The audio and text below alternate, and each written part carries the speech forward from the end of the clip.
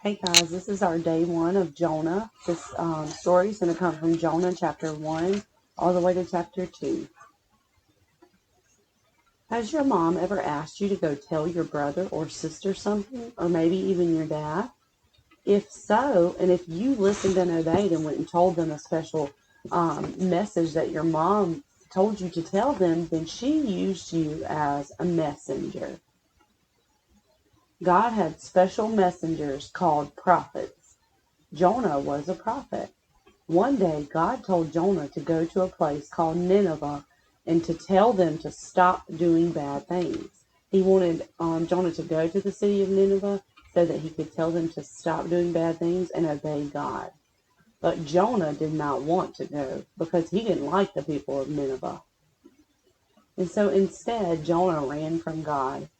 He went to the port and hopped on a ship. The ship he chose was headed in the opposite direction, Tarshish. When Jonah got on the boat, instead of listening to God, he was very sad because he knew that he was disobeying God. So God told him to go to a place called Nineveh, but instead he ran and hopped on a boat that was going in the opposite direction. He was disobeying God.